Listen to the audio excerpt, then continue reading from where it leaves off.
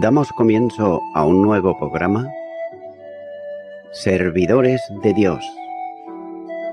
Quien te habla es Manuel Cornejo. Estaré compartiendo la palabra de Dios y lo haré de una manera expositiva, versículo a versículo. Y en esta ocasión será en Filipenses capítulo 4 y versículo 10, donde nos dice la palabra de Dios.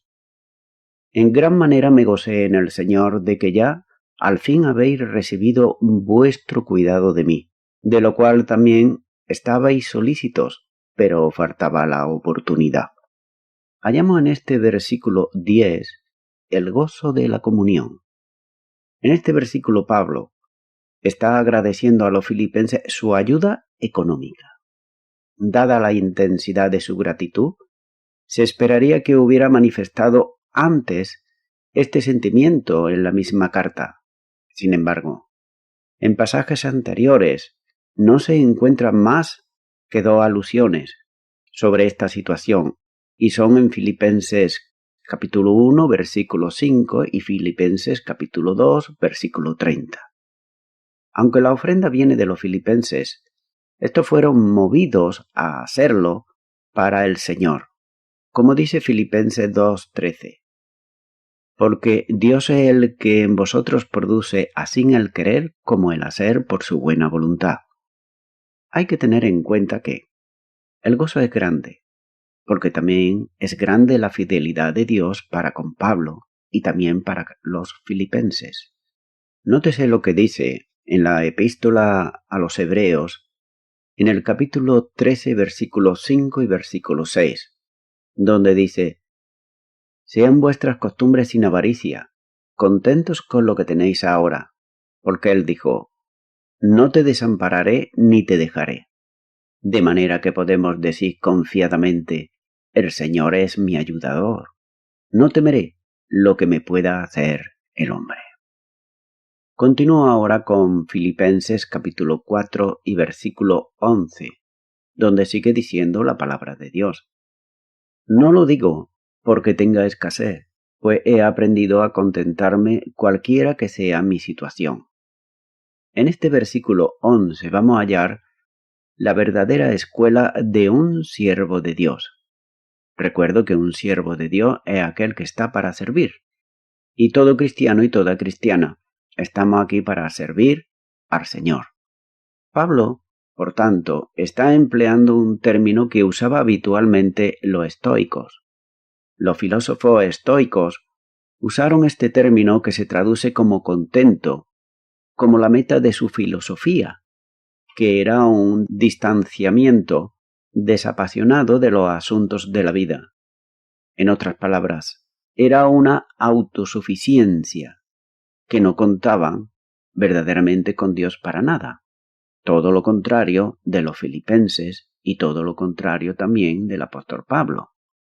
Por tanto, los estoicos eran una secta de los filósofos de Grecia, fundado por Zenos de Citium, de Chipre. El nombre estoicos viene de Stoa, en el Porche, en Atenas, donde el filósofo se reunía con su discípulo y se ponía allí a filosofar. Enseñaba que había un ser supremo, pero que había también muchos otros dioses subordinados, y que el hombre tenía facultades similares a los dioses. Vemos aquí esta falsa enseñanza, esa falsa enseñanza que muchas veces se piensa todavía y se ha heredado incluso por medio del cristianismo, también que no basta simplemente con que sea el único intercesor que hay entre Dios y los hombres, que es Cristo Jesús, como nos enseña la palabra de Dios, sino que también se pone a otras personas, a otros diosesillos, bien sean santos que han vivido antes o santas, pero de una o de otra manera se sigue poniendo exactamente igual. Y también decían que el hombre por sí mismo tenía facultades también a los dioses. Por tanto, también estamos viendo ahí, cuando vemos que están enseñando que son similares a los dioses, vemos el engaño de Satanás en el huerto de Edén hacia Adán y Eva, cuando le dijo que serían como Dios. debían también de conducirse por el intelecto y no tenían que dar consideración, o en otras palabras, dar cuenta a nadie de los placeres que ellos podían tener aquí en la tierra, ni tampoco de los sufrimientos corporales que ellos podían tener.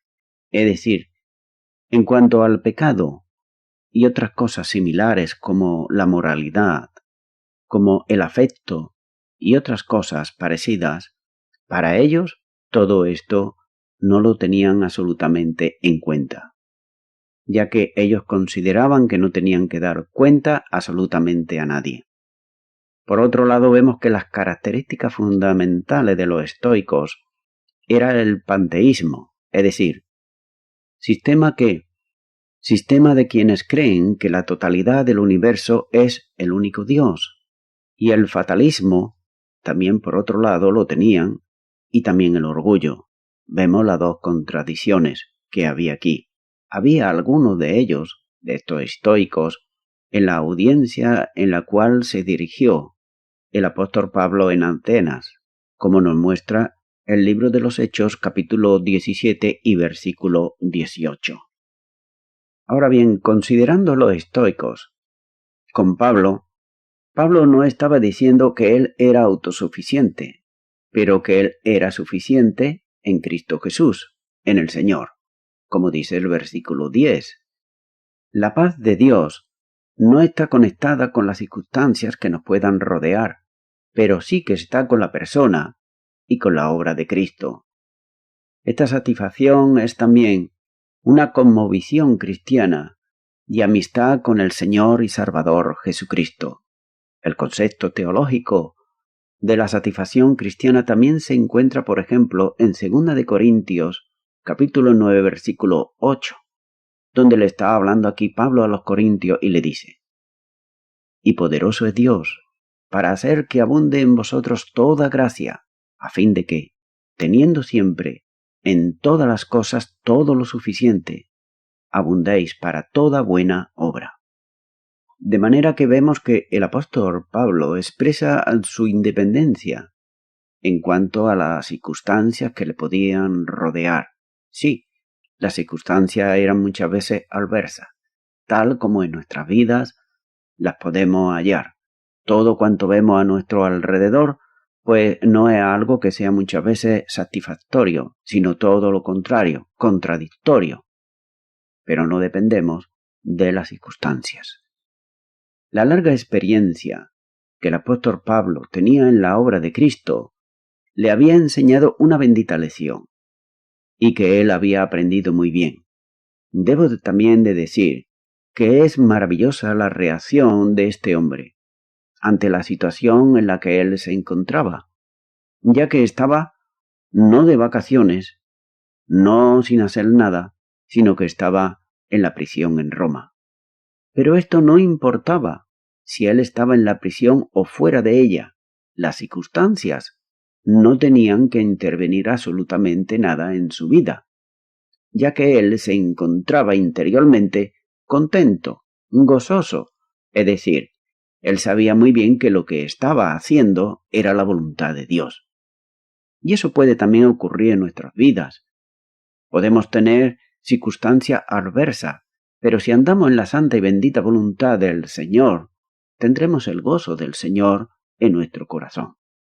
Ahora bien, podemos nosotros, en el día de hoy también, intentar tener este mismo sentir, como he dicho, como lo tenía el apóstol Pablo, ya que, si las cosas andan bien y nos encontramos en el lugar apropiado, estamos contentos, y es maravilloso estar así. Pero, ¿qué pasa cuando no estamos en el lugar que nos agrada y además tenemos escaseces materiales? Es decir, que todo es adverso. ¿Qué debemos de estar? ¿Con un semblante como de lunes? No, ni mucho menos. Debemos ser siempre conscientes de que si Cristo está en nuestra vida, lo tendremos todo. Pero si Cristo no está en nuestra vida y no hacemos su voluntad, nos va a faltar absolutamente de todo, incluyendo el gozo. Continúo ahora con Filipenses capítulo 4 y versículo 12, donde sigue diciendo la palabra de Dios. Sé vivir humildemente y sé tener abundancia. En todo y por todo estoy enseñado, así, para estar saciado como para tener hambre, así, para tener abundancia como para padecer necesidad. Hallamos aquí en este capítulo 12 la capacitación del apóstol Pablo. Vemos que las situaciones que enumera aquí Pablo podrían considerarse como los altibajos de la vida, los momentos altos y los momentos bajos, los buenos tiempos y los malos tiempos. Todo lo hay aquí en esta vida. Es una hermosa afirmación, vemos, de la confianza del apóstol Pablo en la dependencia de Dios. Momento a momento en Cristo, vemos aquí que él dice lo sé, y lo dice por dos veces. En primer lugar dice sé. Él sabía muy bien lo que era la necesidad y la abundancia. El primer término es traducido como humildad. En Filipenses 2:8 vemos que dice, y estando en la condición de hombre, se humilló a sí mismo, haciéndose obediente hasta la muerte y muerte de cruz. Así que vemos que el Señor Jesucristo también fue humilde y también supo, Él lo tenía absolutamente todo, pero supo vivir también en la escasez de este mundo. La segunda palabra que dice aquí, sé tener abundancia, vemos que es mucho más de lo necesario para la vida diaria. Es decir, que hay de sobra. Hay dos peligros que enfrentamos todo creyente y no creyente en su vida, en su vivir diario. ¿Y cuál es? La pobreza y la riqueza. En Proverbios capítulo 30, versículos 7 al 9, nos está diciendo la palabra de Dios. Dos cosas te he demandado, no me las niegues antes que muera. Vanidad y palabra mentirosa aparta de mí. No me des pobreza ni riqueza. Manténme el pan necesario, no sea que me sacie y te niegue, y diga, ¿quién es Jehová? Vemos que el peligro es que con la pobreza uno puede desanimarse con Dios. Y por otro lado vemos que con las riquezas nos convertimos en autosuficientes, que es separados de Dios. Así que vemos que tanto una cosa como la otra nos pueden influir para desanimarnos de Dios.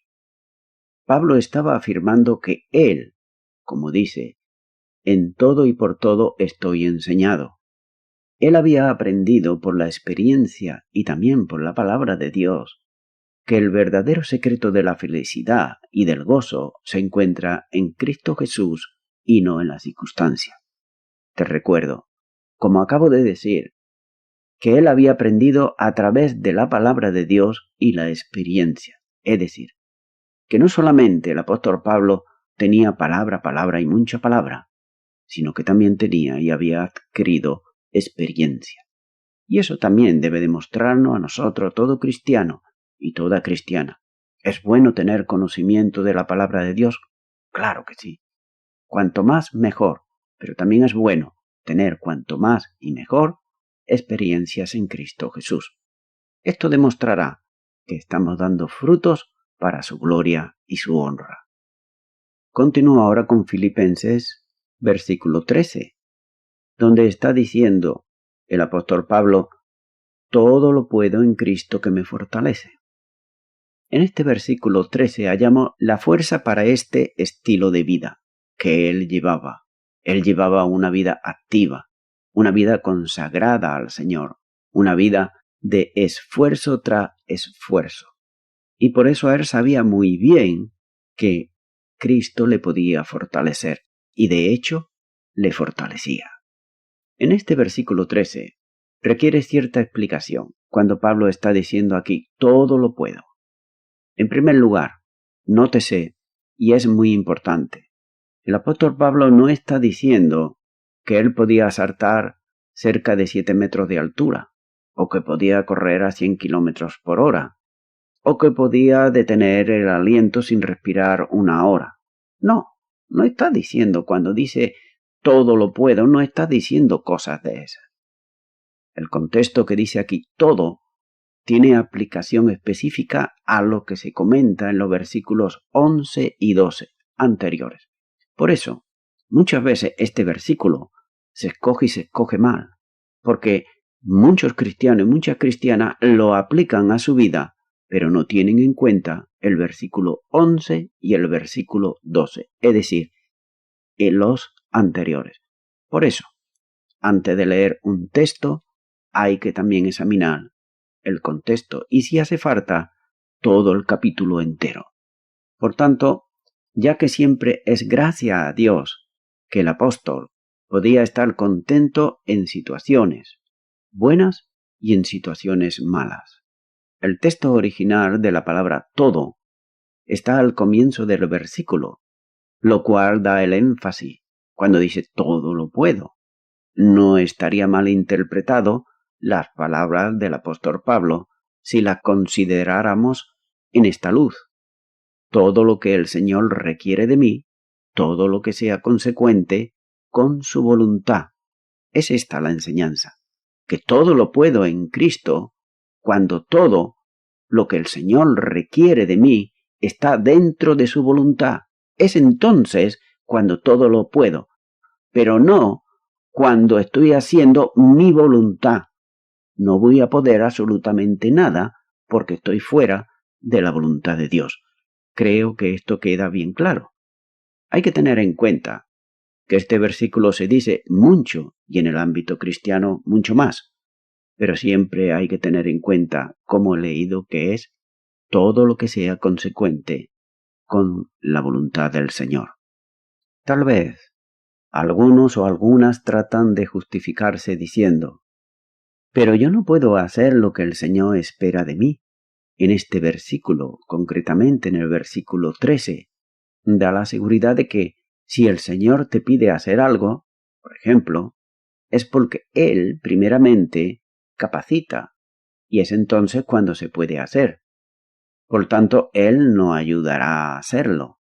Por tanto, esa autojustificación de Él no puedo es porque quizás no estamos dentro de la soberana voluntad de Dios, sino que estamos dentro de la permisiva voluntad de Dios. ¿Sabes? Dios puede usarte, pero no puede aprobarte. Dios, a lo largo de la historia, lo podemos ver en toda la Biblia, ha usado a hombre y a mujer, pero no han sido aprobados. Lo ha usado para llevar a cabo sus propósitos, pero no estaban dentro de su santa y completa voluntad, sino que estaban en la permisiva. En Cristo que me fortalece, esto es posible y lo es en virtud de cómo mi vida está viviendo en cuanto a la identificación de aquel que es mi fortaleza, es decir, de Cristo Jesús. Gálatas 2:20 dice: con Cristo estoy juntamente crucificado, y ya no vivo yo, mas vive Cristo en mí, y lo que ahora vivo en la carne, lo vivo en la fe del Hijo de Dios, el cual me amó y se entregó a sí mismo por mí. Por tanto, si queremos hacer nuestro Filipenses capítulo 4 y versículo 13, también tendremos que hacer nuestro Gálatas 2:20 y decir como dijo el apóstol Pablo: con Cristo estoy juntamente crucificado, y ya no vivo yo, mas vive Cristo en mí. Es entonces cuando tendremos la fortaleza y todo lo podremos en Cristo Jesús. Continúa ahora con Filipenses capítulo 4, versículo 14, donde sigue diciendo la palabra de Dios: sin embargo, bien hicisteis en participar conmigo en mi tribulación. En este versículo 14 hallamos el valor de la ofrenda. Pablo está agradecido con los filipenses por la ayuda recibida en tiempos de suma necesidad. Alaba la generosidad que desde ocasiones anteriores habían mostrado en esa colaboración que ellos tenían hacia el ministerio y el Evangelio de nuestro Señor Jesucristo. Hace mencionar que varias veces recibió apoyo para sus necesidades cuando estaba haciendo la obra en Tesalónica. Mucho se gozó el apóstol por el donativo enviado a través de Plafodito, el cual no solo satisfizo sus necesidades materiales, sino que lo comparó como una ofrenda de olor grato al Señor. Y como él no podía retribuirle, lo expresó en su carta con una oración más adelante en el versículo 19 de este capítulo 4, cuando dice: Mi Dios, pues, suplirá todo lo que os falte, conforme a sus riquezas en gloria en Cristo Jesús. Hay que tener en cuenta que toda acción trae consecuencias. Es decir, todo lo que hagamos va a haber consecuencias.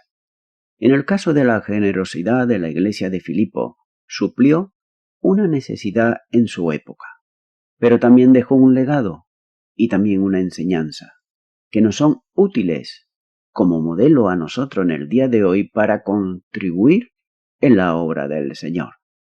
En este pasaje de la palabra de Dios podemos aprender algo importante acerca del perfil de un misionero de la iglesia, con visión misionera, como la iglesia de Filipos, y con un espíritu de cooperación.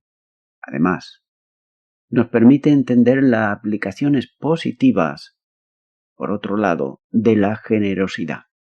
En primer lugar, vale la pena considerar el ejemplo de Pablo como misionero y obrero del Señor. Por medio de su contentamiento, expresado no solo con palabras, sino también con hechos. A él, a Pablo, no le movía el amor al dinero para trabajar en la obra del Señor. Su testimonio es este sentido un gran contraste con los llamados apóstoles que suele haber en el día de hoy en el siglo XXI. Por ejemplo, Pablo no llevaba guardaespaldas, como lo llevan en el día de hoy estos apóstoles, ya que quien guardaba a Pablo era el Espíritu Santo de Dios. Tampoco Pablo lucía las manos llenas de oro o platino, oliendo bien y con ropa excelente, ya que a Pablo la gente se le podía acercar y hablarle cara a cara. A Pablo, este apóstol, lo que le motivó fue simplemente, y nada más y nada menos, que el amor de Dios y el amor a las almas.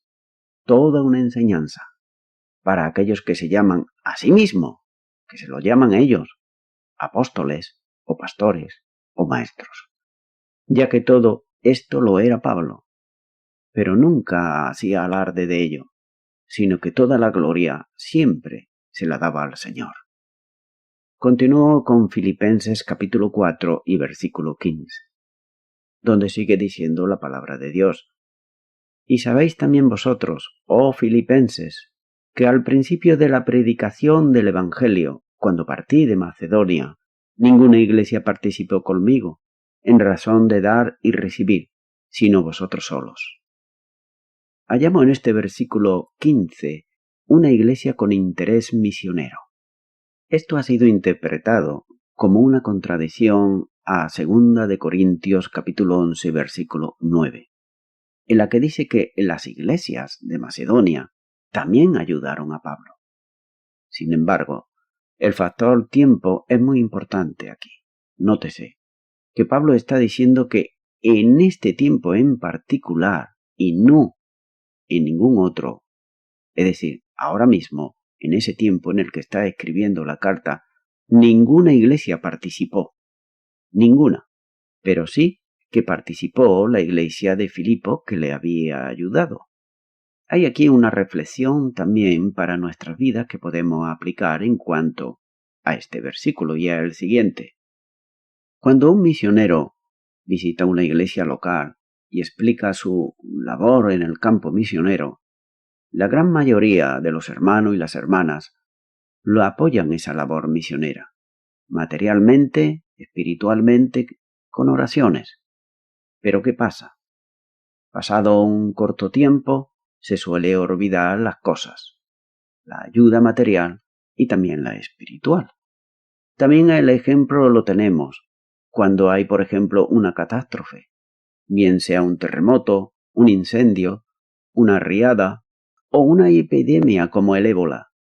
Todo el mundo se vuelca a ayudar, todo es poco lo que se envía, pero pasado un tiempo, la gran mayoría se olvida.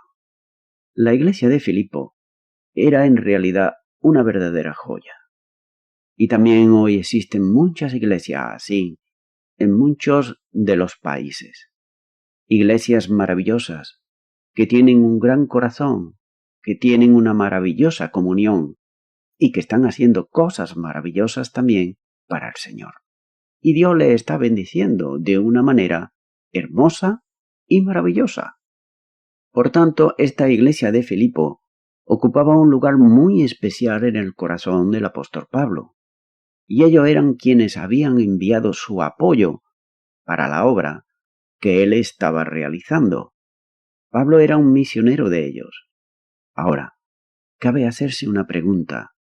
Cada uno de nosotros, ¿no te gustaría a ti tener un misionero como Pablo y poder ayudar a la obra del Señor? Dejamos ahí ese pensamiento. Y vamos ahora con Filipenses capítulo 4, versículo 16, donde sigue diciendo la palabra de Dios.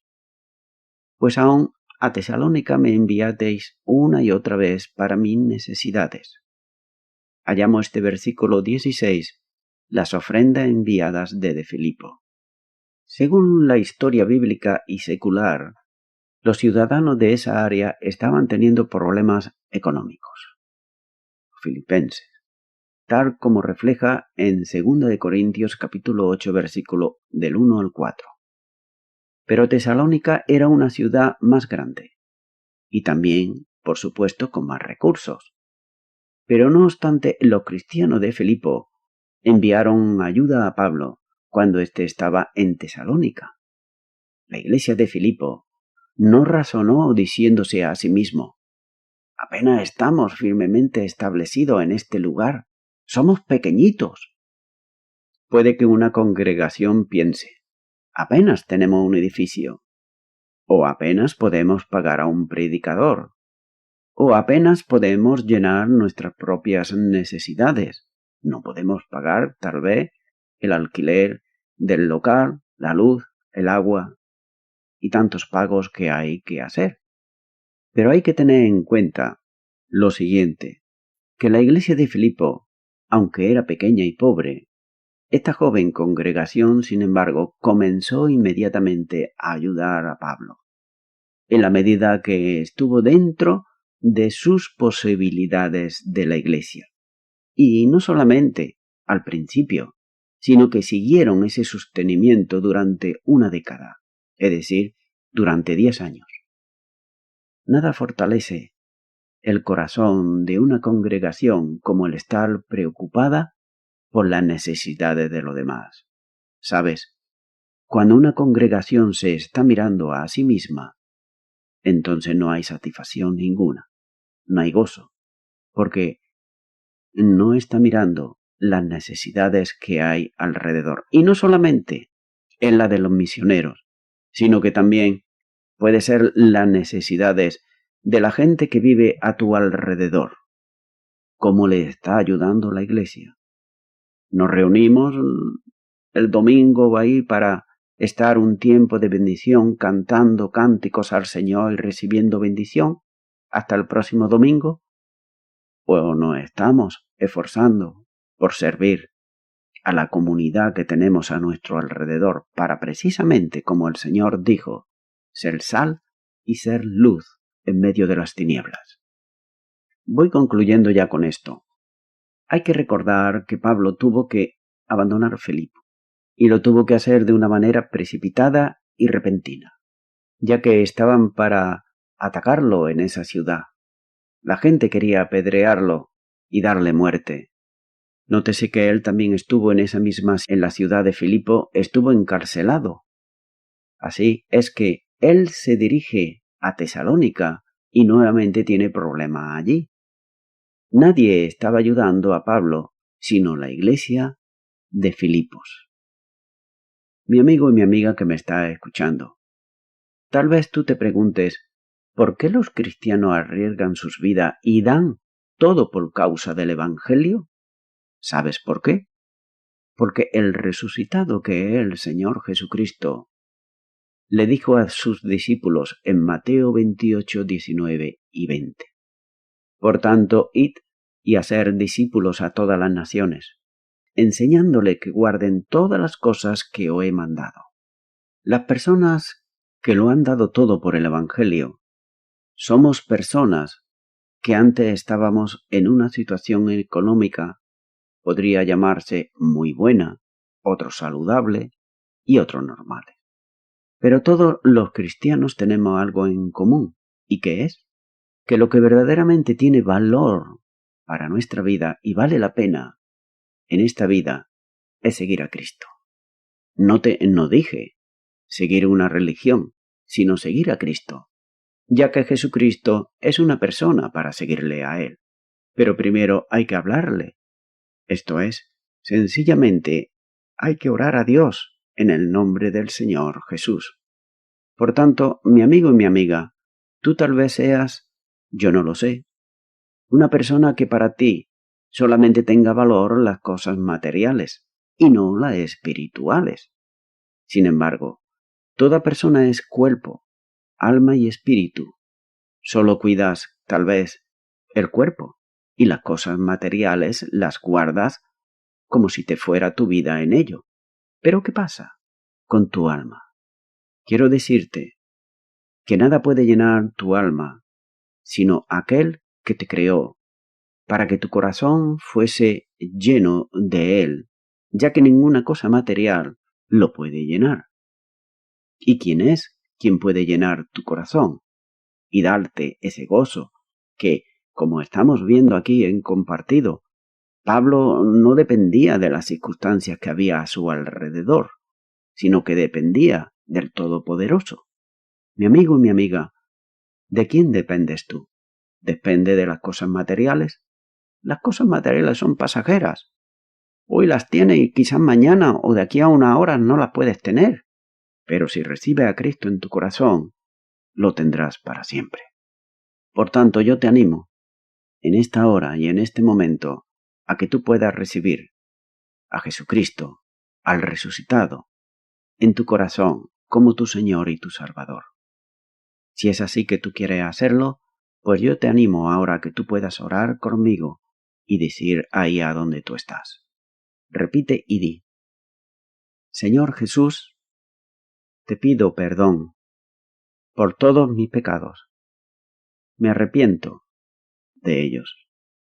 Hasta ahora, para mí lo que tenía valor era las cosas materiales, dinero, casas. Pero hoy, al oír tu palabra, tú me has hablado y sé que solamente tú puedes llenar ese vacío de mi alma. Por eso, te recibo como mi Señor y mi Salvador. En el nombre de Jesús. Amén.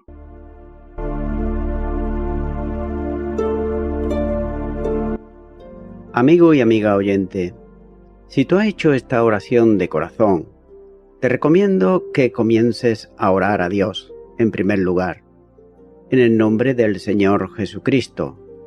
Orar a Dios no es rezar, sino que es hablar con una persona. También te recomiendo que leas la palabra de Dios y lo hagas a diario. Comienza, por ejemplo, con el Nuevo Testamento. Y también, por último, te recomiendo que para que puedas crecer espiritualmente, te congregues en una iglesia cristiano-evangélica, donde se predique, se enseñe y se practique la sana doctrina y la palabra de Dios. Congrégate ahí y con el tiempo podrás crecer espiritualmente y también servir al Señor Jesucristo. Que Dios te bendiga. Y a toda la audiencia, nuevamente ya me estoy despidiendo de todos ustedes y será hasta el próximo programa. Que Dios os bendiga a todos.